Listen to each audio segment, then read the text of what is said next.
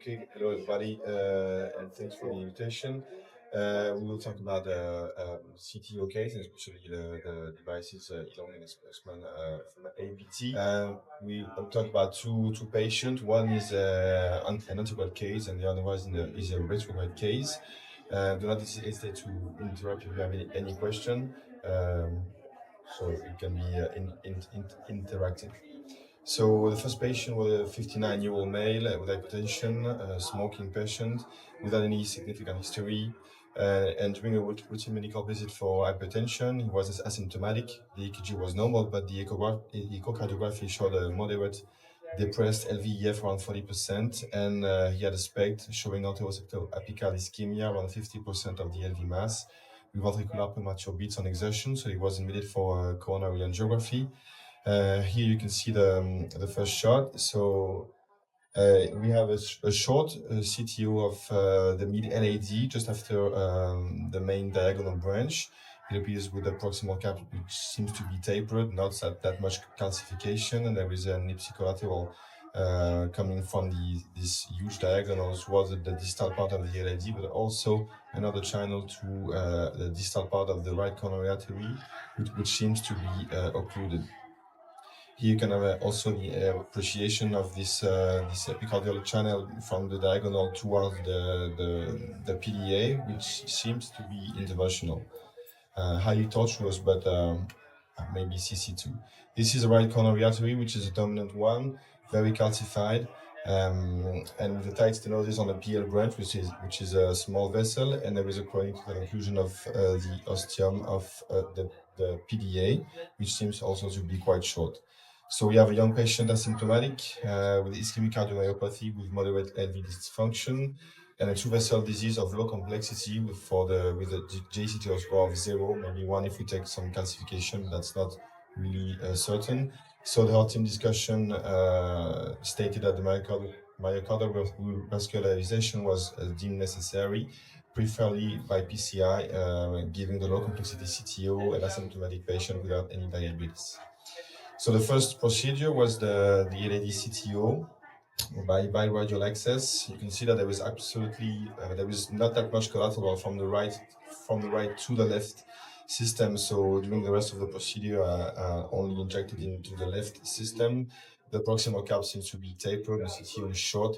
It should be an antegrade case. So we started with a Fielder XTA and an Elong microcatheter 2.6 French. The Fielder XTA just went into the proximal cap of the CTO. Maybe in true lumen was actually stuck at this point. So we did a classical antegrade radial escalation with a Gaia Next 3.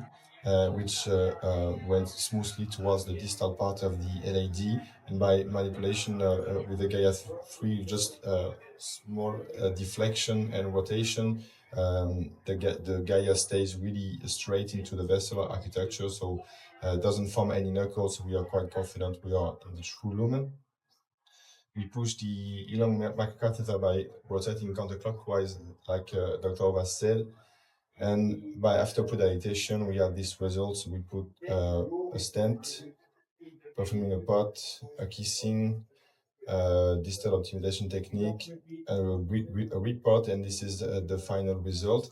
And maybe we can discuss about the necessity to perform a kissing balloon on this diagonal, because there is a slight disease on the ostium of the LAD, and if we dissect it, maybe we could jeopardize all the lateral wall, but also the inferior wall. But I wanted to leave this diagonal really patent if I needed to use this collateral channel for the right coronary artery CTO.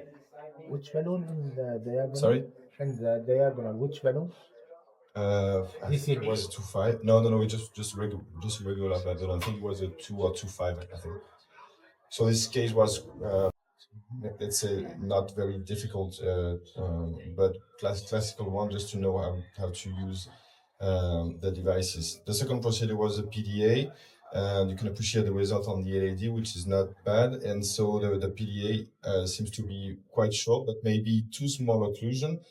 And we put the Elong microcatheter really deep into the right coronary artery, and I started the case with a Gladius EX, with just a second curvature which was a little bit, let's say, steep to be able to enter the proximal cap.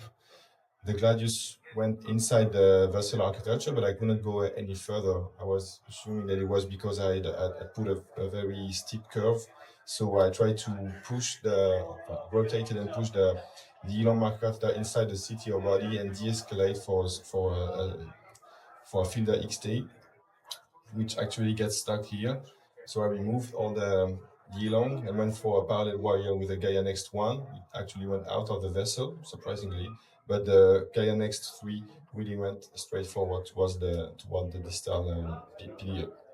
At this point, I advanced the Elong microcatheter, but the patient was quite tall, so I was stuck into the mid portion of the right corner of the PDA. So I had to remove it, put an Expressman, and put a 150 Elong. This is what Thomas said. Sometimes you just need a 150 microcatheter, especially for distal lesion like this. So after all this stuff and I pre-dilatation, you can see that I pushed the Expressman into the distal right coronary artery with balloon-assisted tracking. I just advanced the balloon, advanced the Expressman, advanced the balloon, advanced the Expressman. The other solution is to inflate the balloon, push the Expressman towards on the contact of the balloon, deflate the balloon, and push the Expressman. But I didn't want to, let's say, traumatize all the right coronary artery, which didn't seem to need any PCI. So I just went by pushing the balloon and pushing the Expressman. You can appreciate, as said Thomas, that the pressure is not dumped, even very distal right coronary artery, and it may be because of the side hole, will actually allow you to give a myocardial perfusion, whether very distally, but also allow you to have a pressure and inject contrast without theoretically risking any dissection of the vessel. And to this date, I never had any issue with this. The rest of the procedure was quite smoothly with a one stent and a drug-coated balloon on the distality of the PDA. So this was the first case. If you had any question, I'd be happy to answer it before going on into the second one. So let's move on to a retrograde case. 57-year-old male, hypertension, and past medical history of PCI on the 3 coronary with a LVEF around 40%, and he presented with a recurrent angina CCS2. The LVEF was, let's say, stable, and he had ischemia on the inferolateral and anteroapical wall. So he was admitted for a coronary angiogram. You can see here that there was a good result on the stent on the proximal LAD. There was a stent coming from the proximal circ towards the first obtuse marginal branch, and there was an occlusion of the second obtuse marginal branch. Some disease on the diagonal, and there was an epicardial channel coming from distal LAD to fill the obtuse marginal branch. We see here that it may be interventional, maybe CC2 or CC3. This is another view to better appreciate the distal bed of this obtuse marginal branch, which seems to be occluded. And on the right coronary artery, which is patent, there is a small epicardial channel coming towards a very small obtuse marginal branch, which is a little bit more distal than the one which is occluded. So we have a young patient with stable angina, significant ischemia, and ambiguous and intrastent proximal cap, around 20 millimeters, and an homolateral epicardial collateral CC2 from the apical LAD. So we are planning on performing the dual injection, but my first strategy was to go with an antegrade puncture with IVUS and use the retrograde approach in case of bailout strategy if the antegrade approach wasn't successful. Do you have any comment on this case? Would you have done things differently or planning things differently? So this is the first dual injection. Does it work? This? Oh, see. It seems to be working. I don't know. So you can see that there is this is the epicardial channel coming from the distal LAD. Okay, pixelized. So it's very pixelized. Sorry. I am 7 French here with a UBU, and I have the microcatheter Elong 2.6 French, and this is the IVUS Avigo Plus Pro. What I do is that I do a manual pullback in the stent here to try to locate the proximal cap of the, let's say, obtuse marginal branch or the mid circumflex. Once I think I have located the artery, I stay with the probe and try to puncture with a Gaia. I think it was a Gaia next 3 at the stage. So you can see you have a pullback. You can have here. This is the no. Sorry, it is a.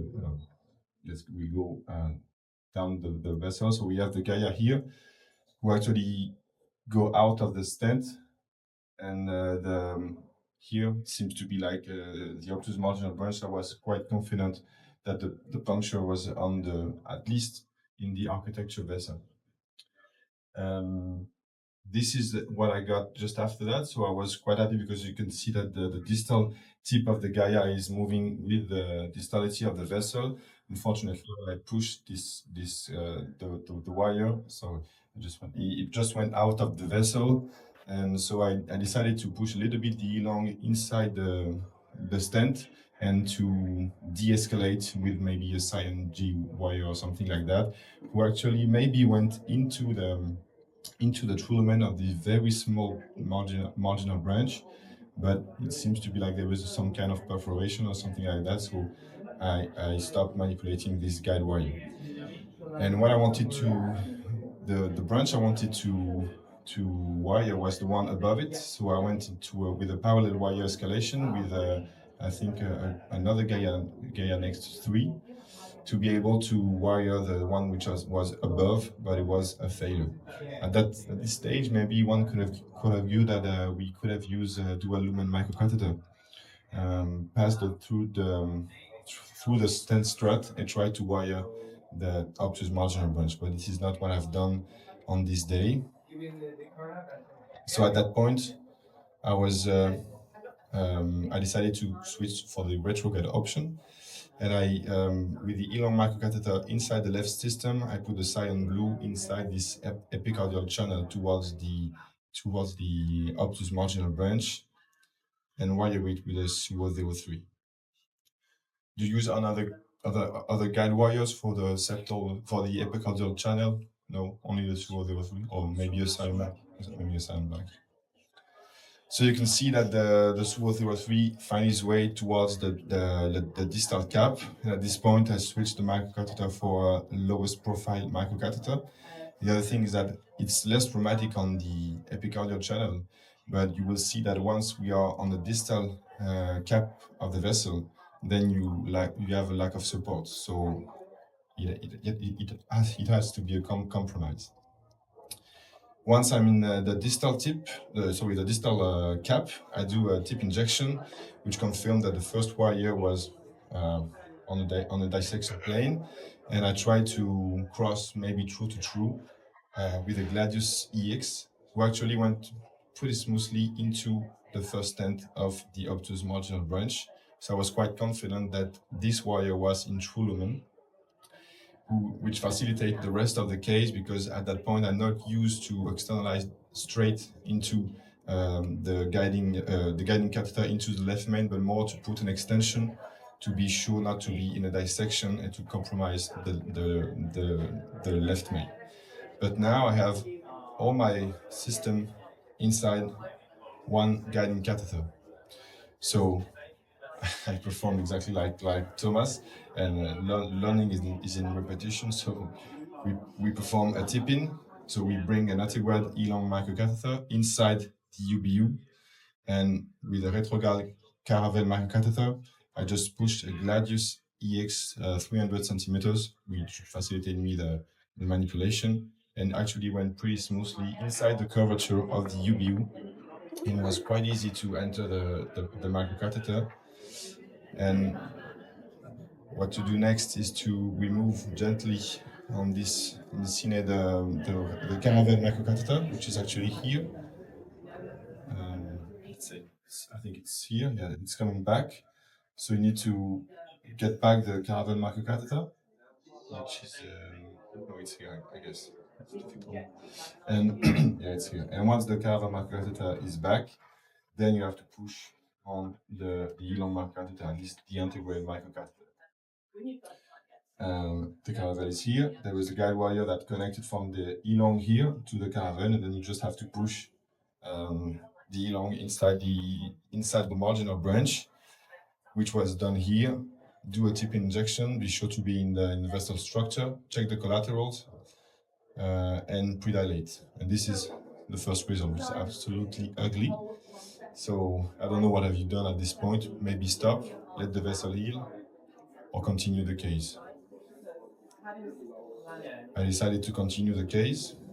If patient stable, asymptomatic, we can.